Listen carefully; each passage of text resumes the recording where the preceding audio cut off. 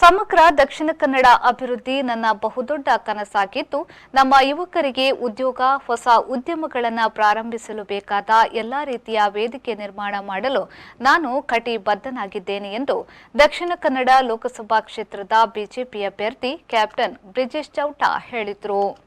ಅವರು ಮುಲ್ಕಿ ಆದಿದನ್ ಸಂಕೀರ್ಣದ ಸಭಾಭವನದಲ್ಲಿ ನಡೆದ ಸುದ್ದಿಗೋಷ್ಠಿಯಲ್ಲಿ ಮಾತನಾಡಿ, ಕಳೆದ 2 ಅವಧಿಯಲ್ಲಿ ಪ್ರಧಾನಿ ನರೇಂದ್ರ ಮೋದಿಯವರು ವಿಶ್ವ ನಾಯಕರುಗಳು ಚಕಿತ ಪಡುವ ರೀತಿಯಲ್ಲಿ ಭಾರತ ದೇಶವನ್ನು ಬಹಳ ಎತ್ತರಕ್ಕೆ ಬೆಳೆಸಿದ್ದಾರೆ. ತಮ್ಮ ಪ್ರಾಮಾಣಿಕತೆಯ ಆಡಳಿತದ ಮೂಲಕ ದೇಶವನ್ನು ವಿಶ್ವಗುರುವಾಗಿಸುವ ನಿಟ್ಟಿನಲ್ಲಿ ಮುಂದುವರೆಸಿದ್ದಾರೆ. ಅವರ ಜನಪರ ಯೋಜನೆಗಳನ್ನು ಬಲಪಡಿಸುವ ನಿಟ್ಟಿನಲ್ಲಿ ಜನರಿಗೆ ಮುಟ್ಟಿಸಲು ಪ್ರಯತ್ನಿಸುತ್ತೇನೆ ಎಂದರು. ಎಲ್ಲ ಕೆಲಸಗಳನ್ನು ಸಮಯಕ್ಕೆ ಅನುಗುಣವಾಗಿ ಪೂರ್ತಿಗೊಳಿಸುವಂಥ ಕೆಲಸವನ್ನು ಎಲ್ಲ ಶಾಸಕರ ಮತ್ತು ಎಲ್ಲ ಜನಪ್ರತಿನಿಧಿಗಳ ಸಹಕಾರದೊಂದಿಗೆ ಮಾಡುವುದು. ಈ ಜಿಲ್ಲೆ ವಿಶೇಷವಾದಂಥ ಜಿಲ್ಲೆ. ದಕ್ಷಿಣ ಕನ್ನಡ ಜಿಲ್ಲೆಯ ಜನರು ಎಲ್ಲ ಕಡೆ ಹೋಗಿ ನಮ್ಮ ಹೆಸರನ್ನು ಬೆಳೆಸಿದ್ದಾರೆ, ಉಳಿಸಿದ್ದಾರೆ. ಅಂಥ ಒಂದು ಜಿಲ್ಲೆಯ ಸಾಮರ್ಥ್ಯಕ್ಕೆ ಅನುಗುಣವಾಗಿ ಆ ಸಾಮರ್ಥ್ಯಕ್ಕೆ ಒಂದು ಪೂರಕವಾದ ವ್ಯವಸ್ಥೆಯನ್ನು ಈ ಜಿಲ್ಲೆಯ ಯುವ ಮನಸ್ಸುಗಳ ಆಕಾಂಕ್ಷೆಗಳಿವೆ. ಅದಕ್ಕೆ ಒಂದು ಪೂರಕವಾದ ವೇದಿಕೆಯನ್ನು ನಿರ್ಮಾಣ ಮಾಡುವಂಥ ಕೆಲಸವನ್ನು ಈ ಜಿಲ್ಲೆ ತುಂಬ ಜನ ವಿಷಯ ಪರಿಣಿತರಿದ್ದಾರೆ. ಎಲ್ಲ ವಿಷಯಗಳ ಬಗ್ಗೆ ವಿಷಯ ತಜ್ಞರಿದ್ದಾರೆ. ಆ ಪರಿಣಿತರ, ವಿಷಯ ತಜ್ಞರ ಮತ್ತು ಜನರ ಭಾಗಿದಾರಿಕೆ ಈ ಜಿಲ್ಲೆಯ ಶೈಕ್ಷಣಿಕ ಕ್ಷೇತ್ರದಲ್ಲಿ ಅಥವಾ ಇಲ್ಲಿ ಹೊಸ ಉದ್ಯಮಗಳನ್ನು ಪ್ರಾರಂಭ ಮಾಡಲಿಕ್ಕೆ ನಮ್ಮ ಯಂಗ್ಸ್ಟರ್ಸ್ ಇದ್ದಾರೆ, ಯುವಕರೇನಿದ್ದಾರೆ, ಅವರಿಗೆಲ್ಲರಿಗೂ ಒಂದು ಪೂರಕವಾದ ವ್ಯವಸ್ಥೆಯನ್ನು, ವೇದಿಕೆಯನ್ನು ನಿರ್ಮಾಣ ಮಾಡುವಂಥ ಕೆಲಸವನ್ನು ಭಾರತೀಯ ಜನತಾ ಪಾರ್ಟಿ ಮಾಡುವಂಥ ಸಂಕಲ್ಪವನ್ನು ಇಟ್ಟಿದೆ. ಹಾಗಾಗಿ ಈ ದಿಸೆಯಲ್ಲಿ ಒಂದು ವಿಕಸಿತ ದಕ್ಷಿಣ ಕನ್ನಡ ಕಲ್ಪನೆಯನ್ನು ನಾವು ಎಲ್ಲ ಜನರ ಸಹಕಾರವನ್ನು ಪಡೆದು, ವಿಷಯ ಪರಿಣಿತರನ್ನು ಅವರ ಸಹಕಾರವನ್ನು ಪಡೆದು, ಅಧ್ಯಯನವನ್ನು ಮಾಡಿ ಒಂದು ಸಮಗ್ರವಾದ ಒಂದು ಅಭಿವೃದ್ಧಿಯ ದೃಷ್ಟಿಯಿಂದ ಯೋಜನೆಯನ್ನು ಮಾಡ್ತಾ ಇದ್ದೀವಿ. ಮತ್ತು ಹಿಂದುತ್ವಕ್ಕೆ ನಮ್ಮ ಬದ್ಧತೆ ನಿರಂತರವಾಗಿ ಇರುತ್ತೆ. ಯಾಕಂದರೆ ದಕ್ಷಿಣ ಕನ್ನಡ ಜಿಲ್ಲೆ ಒಂದು ಸವಾಲು ಕೂಡ ಇರುವಂಥ ಜಿಲ್ಲೆ. ಈ ಜಿಲ್ಲೆಯಲ್ಲಿ ವಿಶೇಷವಾಗಿ ಹಿಂದೂ ಸಮಾಜಕ್ಕೆ, ನಮ್ಮ ಹಿಂದೂ ಕಾರ್ಯಕರ್ತರಿಗೆ ಏನು ಅನ್ಯಾಯ ಆಗ್ತಾಯಿದೆ, ಆ ಅನ್ಯಾಯಕ್ಕೆ ನ್ಯಾಯ ಕೊಡ್ತಾರೆ.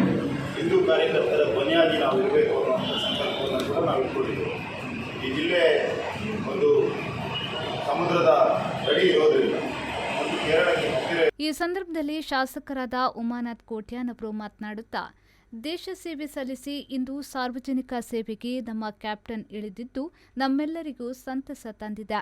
ಈ ಭಾಗದ ಜನರ ಕಷ್ಟ, ನೋವು, ನಲಿವುಗಳನ್ನು ಹತ್ತಿರದಿಂದ ಬಲ್ಲವರು. ಕನ್ನಡ, ತುಳು, ಇಂಗ್ಲಿಷ್, ಹಿಂದಿಯನ್ನ ಸುಲಲಿತವಾಗಿ ಮಾತನಾಡುವ ಇಂತಹ ಒಬ್ಬ ವಿದ್ಯಾವಂತ ನಮ್ಮನ್ನ ಅತ್ಯಂತ ಸಮರ್ಥವಾಗಿ ಲೋಕಸಭೆಯಲ್ಲಿ ಪ್ರತಿನಿಧಿಸಬಲ್ಲರು ಎಂದರು. ನಮ್ಮ ದಕ್ಷಿಣ ಕರ್ನಾಟಕದ 14 ಲೋಕಸಭಾ ಕ್ಷೇತ್ರಗಳಿಗೆ ಏಪ್ರಿಲ್ 26ರಂದು ಚುನಾವಣೆ ನಡೆಯಲಿಕ್ಕಿದೆ. ಅದರಲ್ಲಿ ನಮ್ಮದು ದಕ್ಷಿಣ ಕನ್ನಡ ಲೋಕಸಭಾ ಕ್ಷೇತ್ರಕ್ಕೆ 26ರಂದು ಚುನಾವಣೆ ನಡೆಯಲಿದೆ.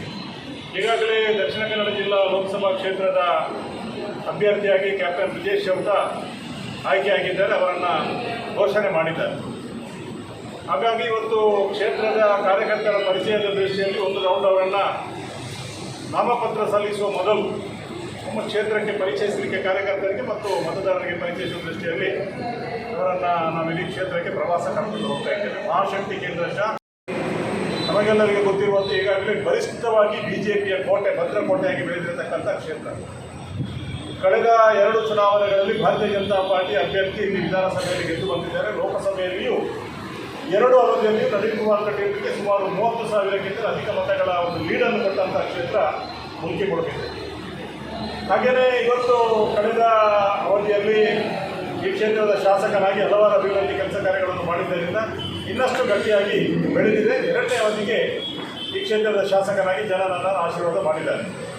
ಹಾಗೆಯೇ ಇವತ್ತು ಶಾಸಕ ಮತ್ತು ನಮ್ಮ ಪಕ್ಷದ ಎಲ್ಲ ಪದಾಧಿಕಾರಿಗಳು ಇವತ್ತು ನಮ್ಮ ಅಭ್ಯರ್ಥಿಯನ್ನು ನಮ್ಮ ಕ್ಷೇತ್ರಕ್ಕೆ ಪರಿಚಯಿಸಿಕೊಂಡು, ನಮ್ಮ ಕ್ಷೇತ್ರದ ಕಾರ್ಯಕರ್ತರ ಪರಿಚಯವನ್ನು ಮಾಡಿಸಿಕೊಂಡು ಅವರಿಗೂ ಇಡೀ ನಮ್ಮ ಕ್ಷೇತ್ರದ ಉದ್ದಗಲ ಜಿಲ್ಲೆಯಲ್ಲಿ ಪ್ರಧಾನ.